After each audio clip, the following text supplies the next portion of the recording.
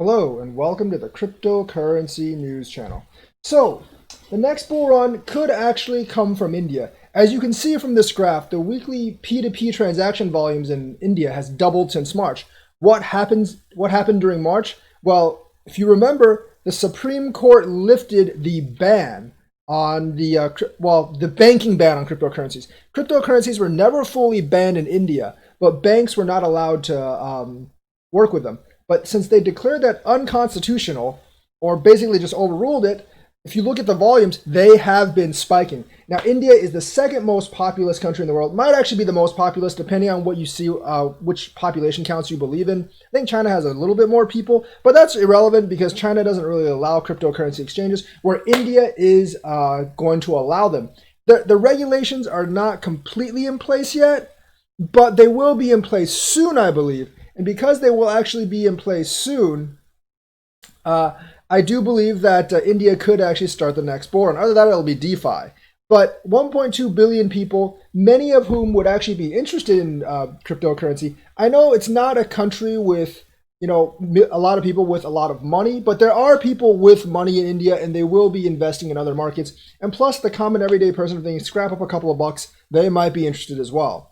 So India's crypto trade volumes have soared since the Supreme Court of India lifted banking sections for exchanges in March.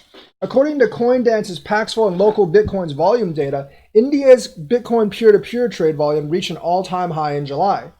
Siddhartha Duda, CEO of Marlin, a tech startup in Bangalore, said the recent spike in demand for Bitcoin mirrors Indians' reactions to the demonetization in 2016. And they had demonetization of the Indian banknote on November 8th of 2016. The old bill suddenly lost value due to a government decree. The idea that Bitcoin's value is based on market principles instead of fickle government policies made it particularly attractive. Obviously, a lot of Indians don't have that much trust in their own government, so that's why Bitcoin is very attractive. The price of Bitcoin on ZebPay, an Indian crypto exchange, had surged from $757 to $1,020 in 18 days after demonetization, while the Bitcoin price in the US remained relatively static. From some Indian investors, investing in Bitcoin was a safe option to store their wealth and minimize their uncertainties caused by demonetization and a possible gold ban, which obviously didn't really happen. India's growing crypto market dramatically slowed in 2018 when the Reserve Bank of India ordered financial institutions to avoid working with crypto exchanges. Now, lifting the banking restrictions appears to have unleashed a pent-up demand for cryptocurrency, which no government can declare worthless.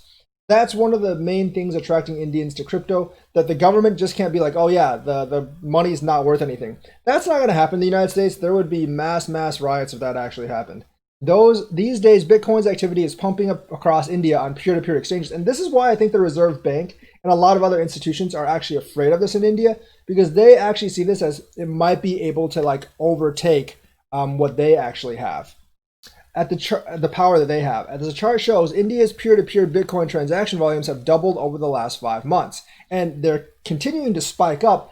And if there's a lot of influx of money from India, that actually might start the next bull run. So that's something we actually have to watch out for.